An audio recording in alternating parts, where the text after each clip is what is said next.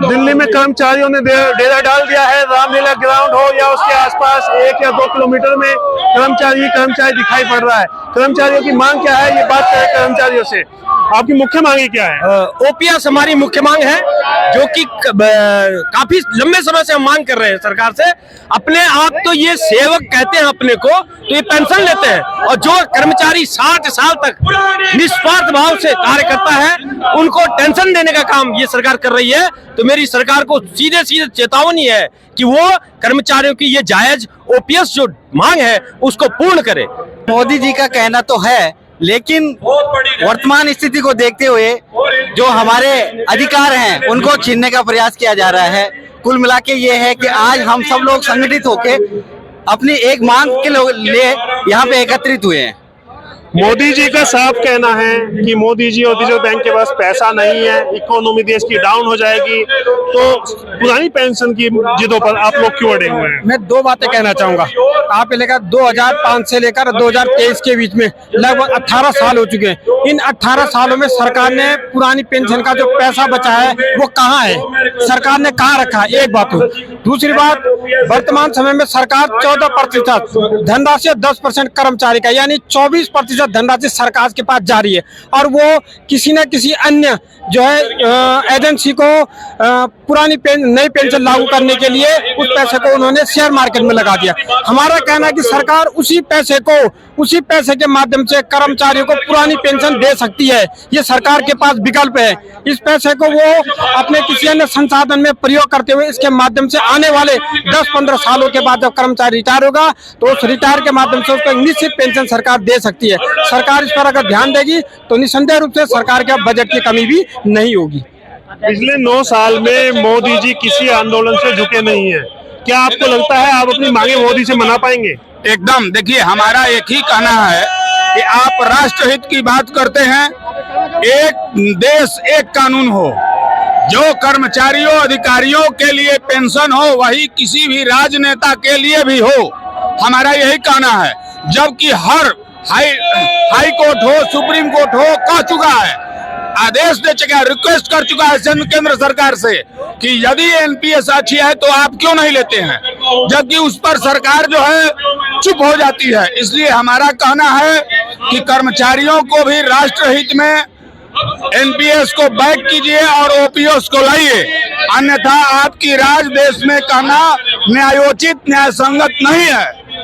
मोदी जी के सामने आप पिछले काफी लंबे टाइम से मांगे कर रहे हैं। ये कहें कि 9 साल से जब प्रधानमंत्री मोदी जी बने आप मांगे कर रहे हैं, लेकिन मोदी जी या भारतीय जनता पार्टी ने आपकी मांगे नहीं सुनी है।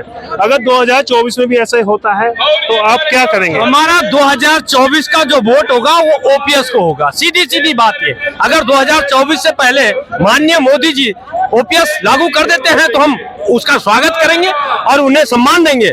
किंतु हम देख रहे हैं कि हम कर्मचारी जो 60 साल तक सेवा कर रहा है और एक राजनेता जो 3-3 नहीं 4-4, 5-5 पेंशन लेता है और बार-बार उनकी पेंशन में बढ़ोतरी होती रहती है, तो ये कहाँ का न्याय है? क्योंकि मोदी जी का मानना है एक देश एक संविधान एक विधान, तो इसमें सेवकों की अलग और कर्मचारियों की अलग, ये हम कतई बर्दाश्त नहीं करेंगे।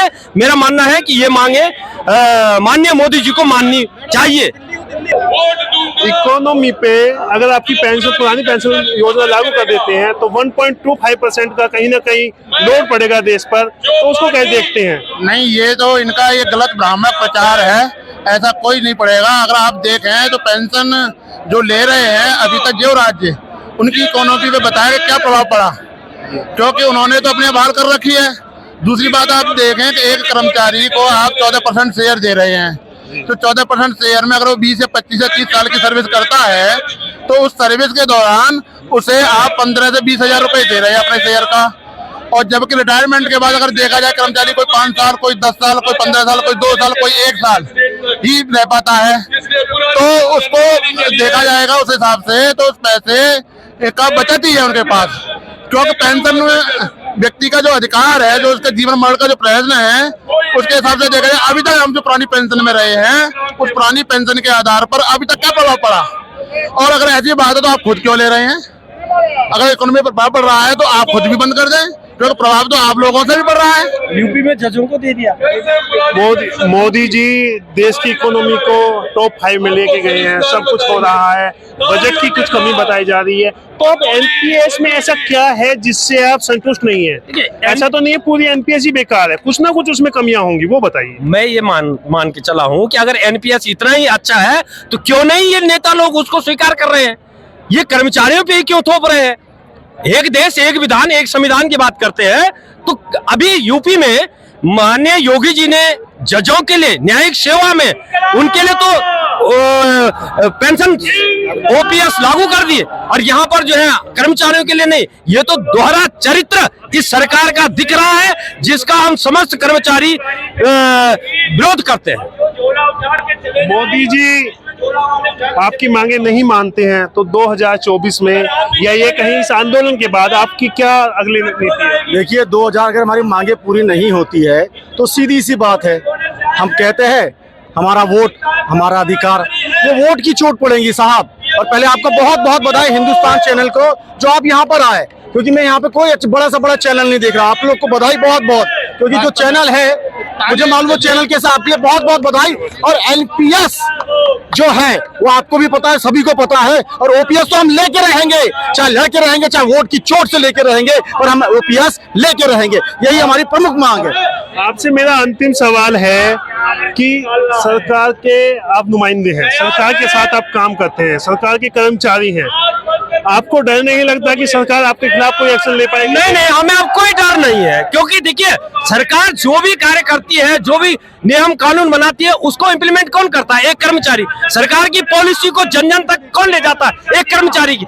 कर्मचारी सरकार की आंख है, सरकार को यह समझना चाहिए। मेरी सीधी चेतावनी है कि कर्मचारियों को दुखी ना करें। अब तो सीधी बात है कि भाई हमारा वोट ओपीएस को। अब तो सरकार को डरना चाहिए, कर्मचारी को नहीं डरना चाहिए, क्योंकि इस समय हम जो पेंशन के लिए सब लोग इकट्ठे हुए तो पेंशन लेके ही रहेंगे। आप कहते हैं कि साहब आप पुरानी पेंशन क्यों ले रहे हैं? उनका ताना ये रहता है कि आप नौकरी छोड़िए, इलेक्शन लड़िए। हम इलेक्शन तो नहीं लड़ सकते, लेकिन वोट डाल सकते हैं हम लोग हैं, हम वोट के द्वारा 2024 के चुनाव में मोदी को सभी सरकारी कर्मचारी वोट की चोट करेंगे। आप देख रहे हैं हिंदुस्तान समाचार। नमस्कार।